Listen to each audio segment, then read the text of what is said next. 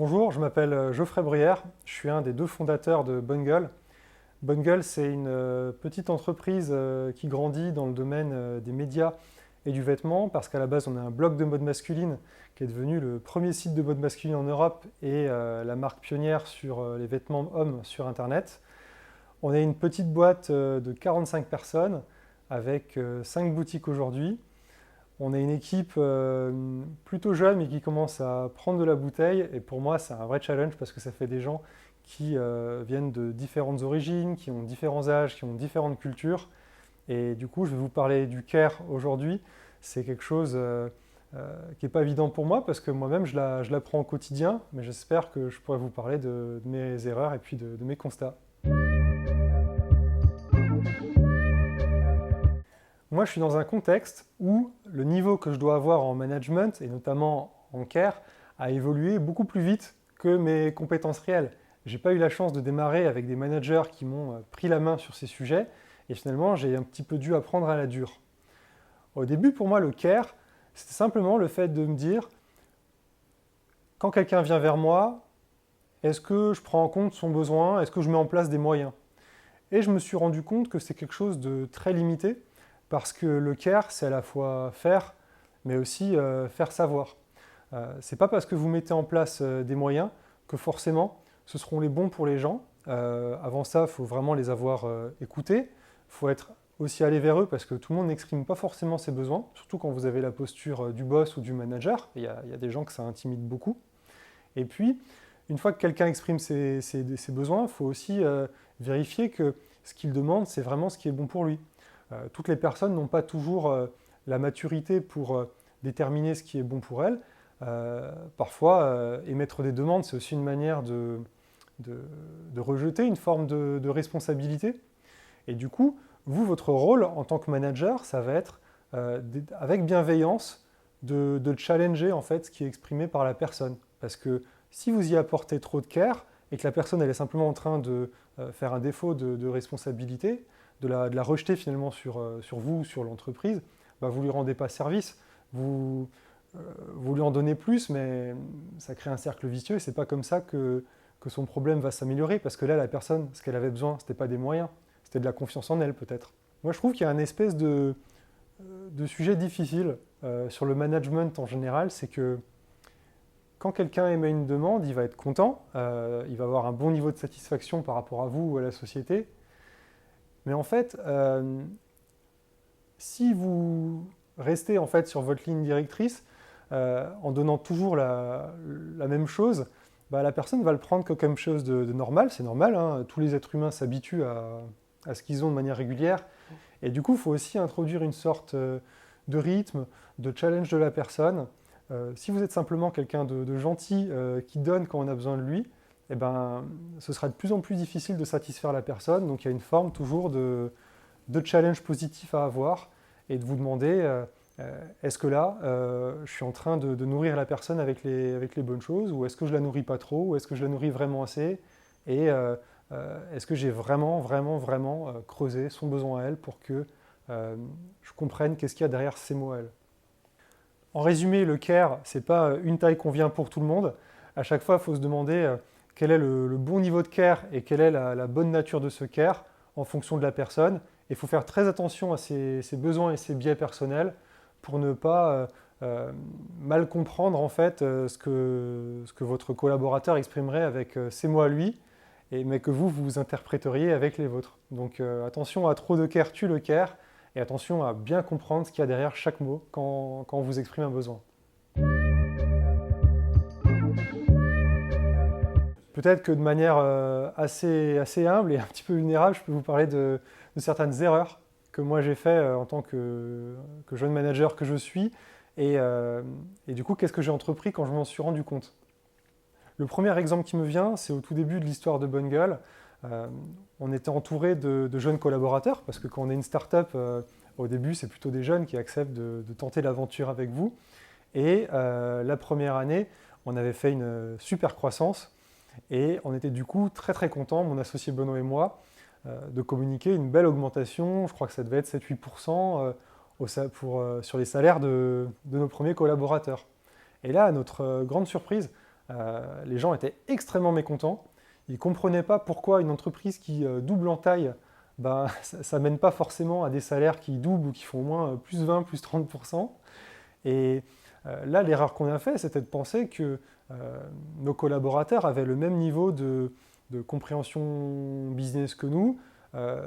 Eux, c'était pour la plupart leur premier job. Du coup, ils ne pouvaient pas se rendre compte de qu'est-ce que c'est un niveau cohérent en fait, d'une augmentation dans une société. Ils ne se rendaient pas compte que plus 7, c'est vraiment très bien dans la plupart des boîtes quand votre salaire il est déjà correct. Et du coup, nous, on était extrêmement dépités. Je me souviens qu'après coup, on est parti pleurer pour de vrai en buvant une bière. Et du coup, ce qu'on a entrepris, ben, c'est une forme de pédagogie auprès de nos équipes pour leur expliquer qu'est-ce que c'est une augmentation type, leur expliquer ce que sont les conditions à travers lesquelles on donne ou on ne donne pas, ou on donne certains niveaux d'augmentation. Donc souvent le premier niveau, quand les gens n'arrivent pas à se mettre d'accord, c'est peut-être parce qu'il n'y a pas le bon niveau de maîtrise technique. Donc là, il faut user de pédagogie. Autre exemple qui a été riche en douleur, mais aussi riche en apprentissage pour moi, c'est de comprendre que souvent les incompréhensions des besoins des personnes, ça peut venir de la manière dont vous formulez.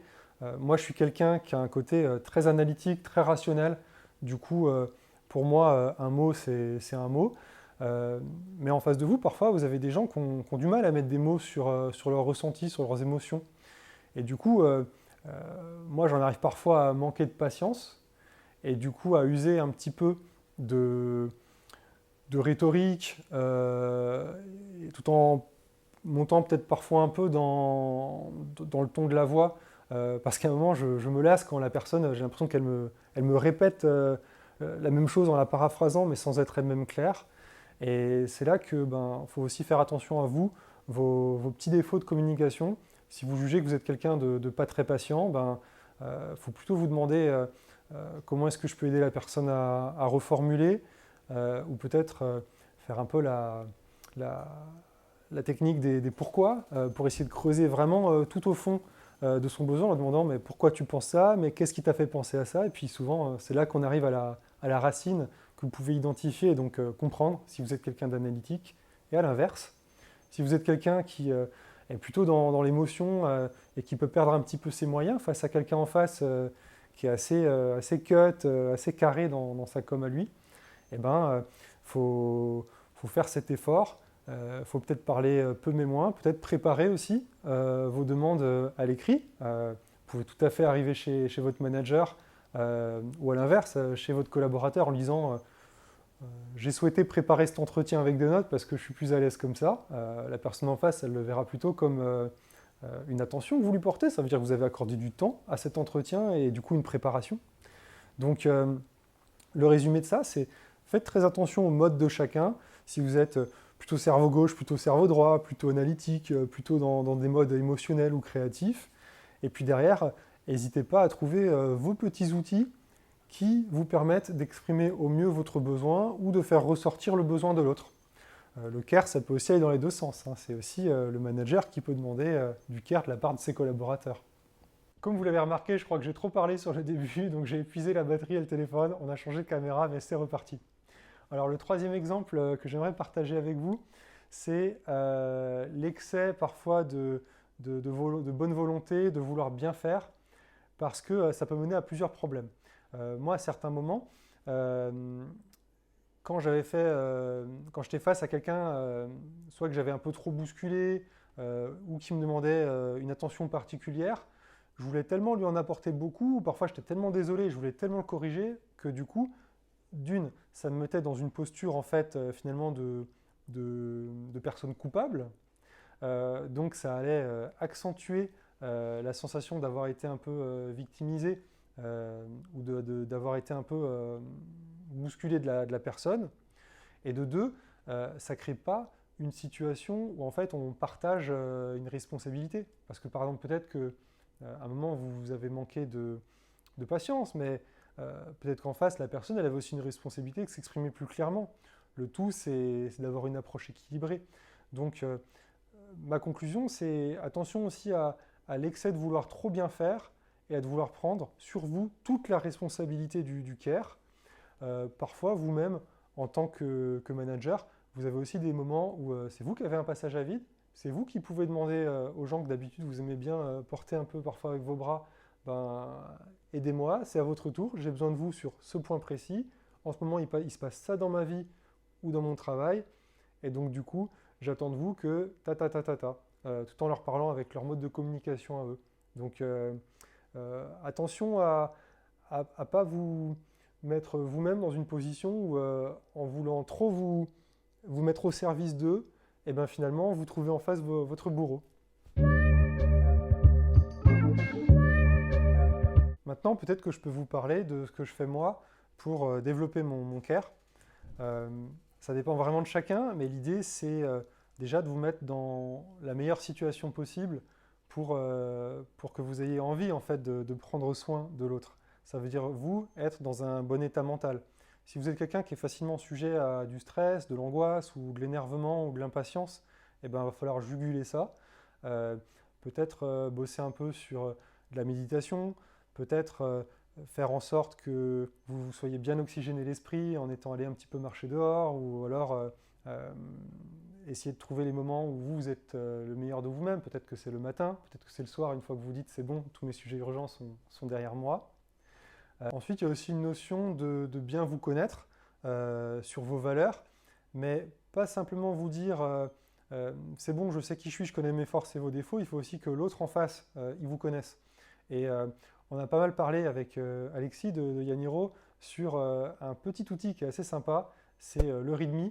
C'est un outil qui est apparu dans la Silicon Valley, simplement le fait de faire un petit mémo d'environ 10 ou 15 lignes avec comment est-ce que vous voulez que les gens s'adressent à vous, quels sont vos points sensibles, qu'est-ce qui vous met le plus en bonheur ou alors en rogne en face, par exemple, est-ce que c'est les deadlines qui ne sont pas tenus, est-ce que c'est la com qui est trop longue ou pas assez longue. Donc ça, c'est une manière que les gens ils sachent comment aussi communiquer vos besoins auprès de vous. Et peut-être qu'eux, ils peuvent aussi rédiger leur propre README pour que vous les connaissiez mieux. Troisième point très clé pour développer son care, c'est le feedback. Le feedback, il y a évidemment celui que vous donnez. Donner un feedback à la fois transparent, ferme, vraiment clair et net, mais tout en prenant en compte vraiment comment il sera perçu, donc en choisissant vraiment vos mots pour qu'il soit perçu comme un cadeau que vous faites à la personne, comme un acte de bienveillance pour qu'elle puisse progresser. C'est important. Et si vous le faites dans le sens inverse, vous, ça va aussi améliorer votre care. Si vous demandez, vraiment en le verbalisant, hein, moi je le fais, je demande à mes managers, j'aimerais que tu me fasses plus souvent du feedback sur tel ou tel élément. Et bien en fait, d'une part, la personne va comprendre que vous faites attention à ce qu'elle a envie de vous dire, que vous êtes dans une démarche d'amélioration personnelle, et c'est là que vous allez trouver aussi quels sont les angles morts qui vous ont échappé dans vos défauts de communication ou dans vos défauts d'attention. Pour bien développer votre care, il faut aussi bien vous entourer. Moi, il y a un truc qui m'a vraiment fait progresser de manière phénoménale par rapport à des moments où j'étais vraiment pas bon. Ça a été de recruter en fait des managers expérimentés. Je pense notamment à Christophe, notre rédacteur en chef, ou à Bertrand, mon directeur des opérations, qui sont des gens qui eux-mêmes ont eu des très bons managers ou ont su aussi manager des équipes assez larges, qui ont eu peut-être plus d'occasions d'apprendre et sans doute aussi ils ont plus de facilité naturelle que moi. Et ce feedback qu'ils me font, c'est comme du coaching. Donc finalement, je reçois un coaching constant vis-à-vis d'eux parce qu'ils sont expérimentés. Et puis, je suis aussi allé chercher des gens à l'extérieur. Donc j'ai un coach qui s'appelle Laurent et qui me donne des super conseils. Et j'ai aussi, dans les moments difficiles pour moi, une psychologue qui ne vient pas me faire ma psychanalyse, mais avec qui j'échange sur des moments où j'ai éprouvé des difficultés de communication ou des difficultés émotionnelles dans mon travail, et on réfléchit ensemble comment j'aurais pu simplement agir différemment.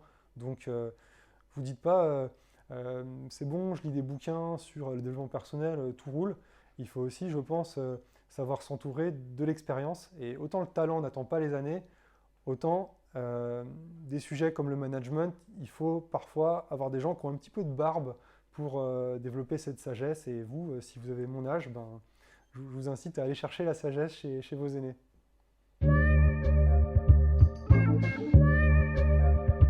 Maintenant, je vais un petit peu parler d'organisation. Je ne connais pas la taille de votre structure, mais j'imagine que vous n'êtes pas des RH, donc que votre travail, c'est pas de faire du care.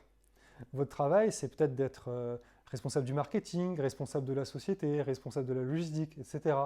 Et du coup, vous avez un temps limité, vous avez un stock de care qui est limité. Vous pouvez peut-être le faire à 1, 2, 3, 4, 5 personnes, mais sans doute qu'à un moment, vous trouvez votre limite.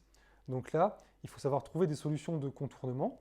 Donc, soit à un moment avoir par exemple un middle manager, quelqu'un qui va par exemple être directeur des opérations, et là où vous gériez peut-être 10 personnes, ben, vous allez peut-être en garder 3 ou 4 et lui va en prendre 4 ou 5.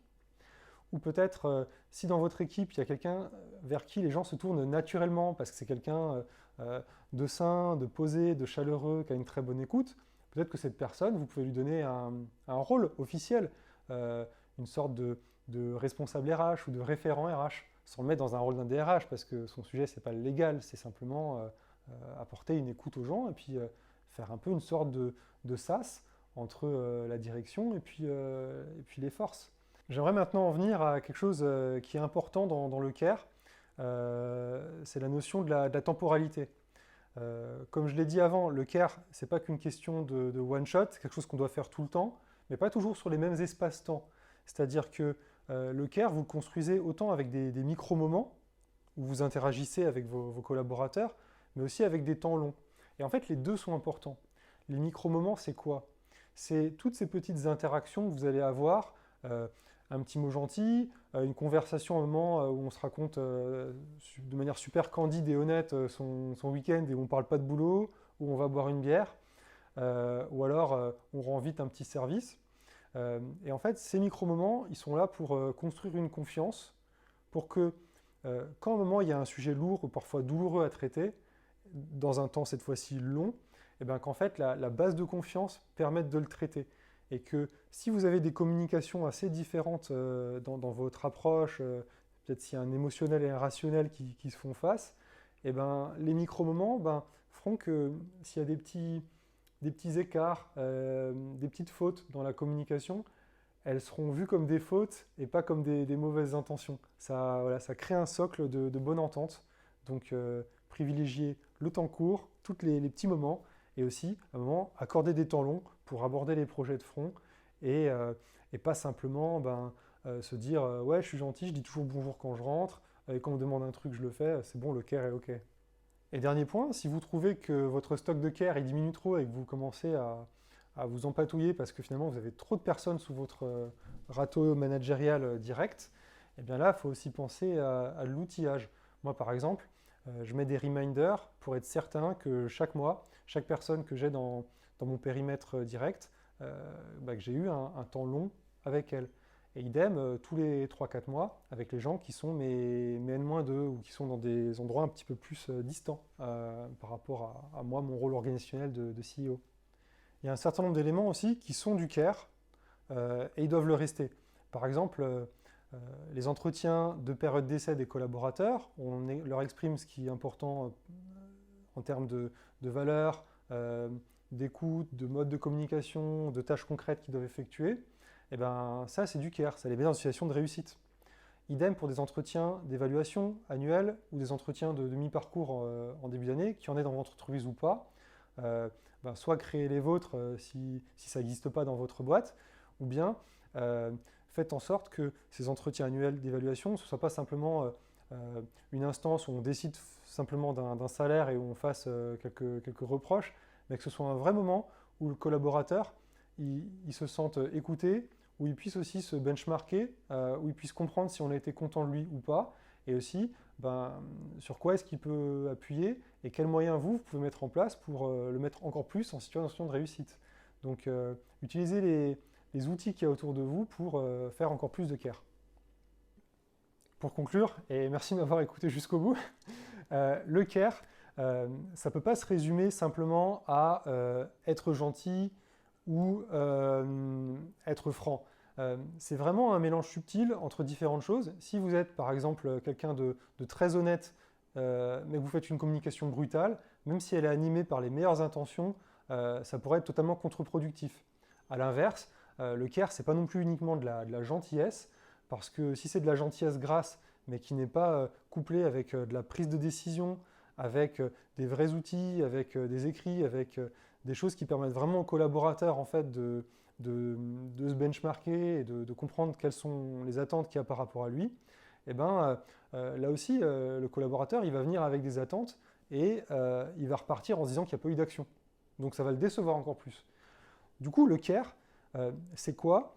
C'est vraiment cette rencontre entre une belle personnalité avec des attentes, des envies, et je pense que si vous regardez cette vidéo, c'est qu'a priori ça compte pour vous et que ça doit être la personne que vous êtes, avec un certain nombre d'outils et de moments et de rencontres que vous devez créer pour que finalement, ben, les meilleures intentions que vous avez, elles se traduisent en actions concrètes en faveur des gens et pour que les collaborateurs, ils le voient aussi que vous prenez soin d'eux. Parfois, c'est juste un sentiment de sécurité qui vous exprimez. Donc, montrer que vous vous écoutez, que vous faites, eh ben, c'est déjà 90% du travail. J'espère à mon petit niveau de jeune manager qui continue d'apprendre que j'aurais pu vous transmettre quelques trucs et vous donner une vision plus claire du care. J'espère surtout que vous en sortez un petit peu décomplexé parce que le management, c'est souvent une somme d'erreurs et le tout, c'est d'apprendre, mais aussi d'être doux avec soi-même. Il ne faut pas trop vous brutaliser ou trop vouloir mettre la barre trop haut. L'idée, c'est pas d'être irréprochable, vous n'y arriverez pas, personne n'y arrive. Donc, soyez animés des meilleures intentions et ça se passera bien. Et j'ai plus qu'une chose à vous souhaiter, c'est que le care que vous donnez, ben, vous en bénéficiez aussi, parce que sans doute que vous aussi, ben, c'est important qu'on prenne soin de vous. À bientôt peut-être et prenez soin de vous du coup.